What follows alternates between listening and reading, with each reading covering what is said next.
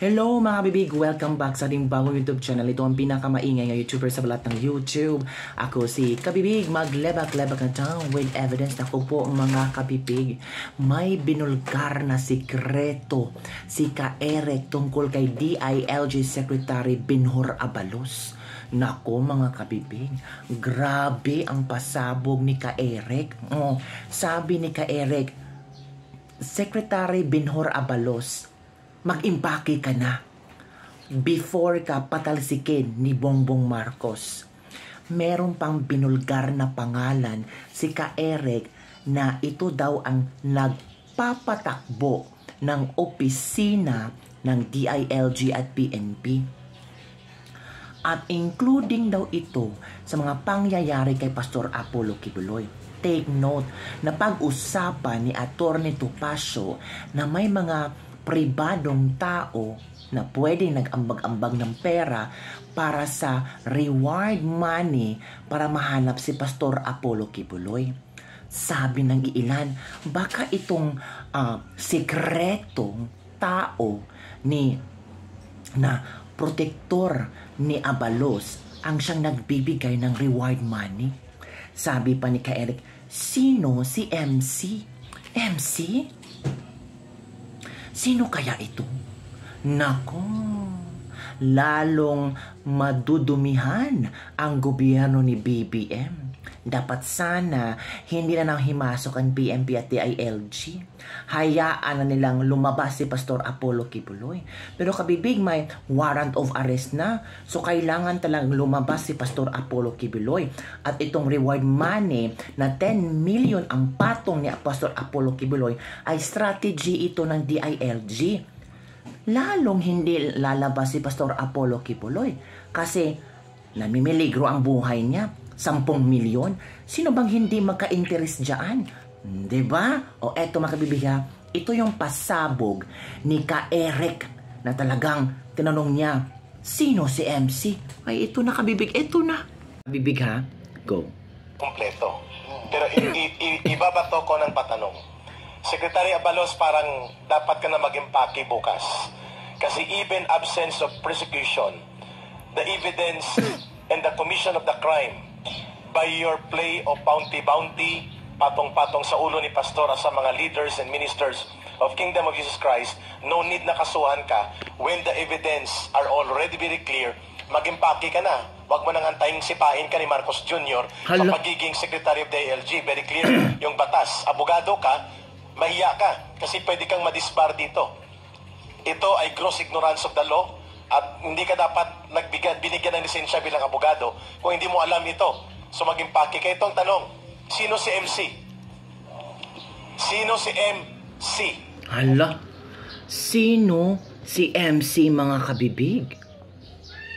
Sino si MC mga kabibig? O diba sinabi ko sa inyo na merong binulgar si Ka-Eric na pwedeng nasa likod ng DILG ngayon. At sinabi niya kay Abalos, mag-impake ka na.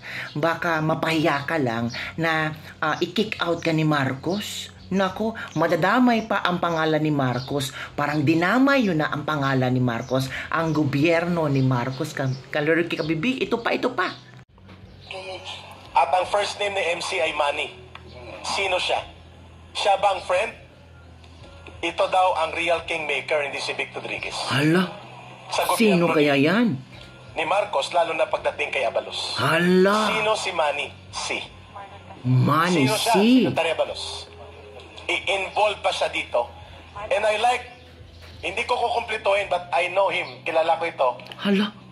At malalim ang mga taong ito. Pwede namin ikamatay pagkatapos ng press conference kapag kinumpleto ko ang apelyido niya. Hala. Sino siya? Tanong sa kanya. Involved ba siya dito? At siya bang nagpapatakbo ng PNP at ng buong DILG sa likod mo? Sino si MC? Secretary Abalos. Be transparent about that. Hala. Number 2, I like the word or the words uttered by Sister Eleanor. This government has become a lawless government. Nako mga kabibig, grabe pala ang nasa likod kay Benhur Abalos si MC. Tapos, itong sinabi ni Ka-Eric na lawless na ang gobyerno ni Bongbong Marcos. Nako, grabe no, lawless, it means na wala ng law na executed, na tamang gobyerno na pwedeng magprotektar ng mga sambayanang Pilipino, na talagang nakakatakot nang lumabas sa mga bahay-bahay natin, nakakatakot na ang gobyerno ni Bongbong Marcos, mga kabibig. Ito ba ang ibig sabihin ni Ka-Eric sa kanyang pasabog? Nako, dapat masagot ito ni Benhur Abalos, kasi the more people na ayaw nang maniwala sa kanila, the more madungisan ang pangalan ni Benhur Abalos, lalo na ngayon na pumapasok na ang pangalan ni Benhur Abalos na tatakbong senador. Nako, Imprimatur of decision coming from those who are not involved in politics. Sa mga ordinaryong taong bayan, to call this government a lawless government ay napakatindi po yun. Why? Secretary Abalos, dapat ka mag-resign, kayo ni Marbil. Number one, inilagay po ninyo sa napakadelikadong kalagayan ang buhay ni Pastor Kibuloy, ng mga ministers ng Kingdom of Jesus Christ, ng kanilang mga pamilya at mga kapanalig at mga kasapi ng buong KOGC. Because sa bounty na inilagay ninyo ay walang pinag-anit sa pera at mga kriminal, kagaya po sa pagtrato nila kay Abu Sabaya, kay Isnilon Hapilon, kay Ka Roger, kay Joe Masison. Mga bloodthirsty criminal and terrorist ng bansang ito. Kapariyo na po sila sa kanya. Mas mahal pa po ang ulo ni Pastor Kibuloy, Benhur Abalos, kay Ka Roger 5 milyon lang. NPA chief spokesperson ito, patay na. Si George Madlos 5 milyon lang. Chief ng NPA sa buong bansa at notorious na terorista sa buong Mindanao, sa buong Pilipinas. 5 milyon lang po ang pinatong noon ng gobyerno. Pero maraming mga kaso yon na involved sila sa mga terorismo. Si Pastor hindi.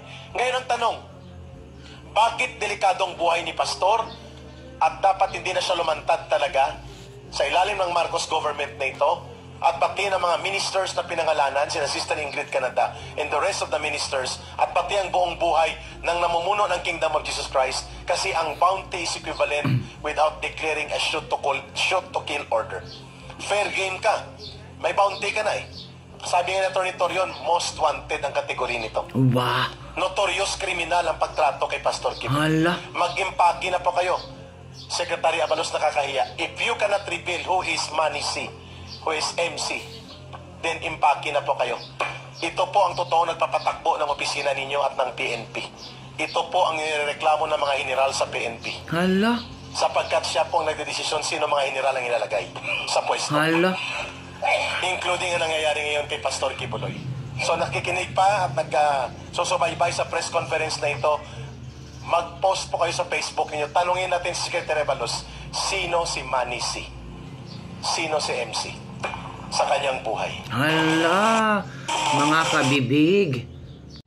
Nako, malaking gusot, malaking gulo na ginawa ito ni Abalos. Lalong maiintriga ang mga tao sa pasabog ni Ka-Eric.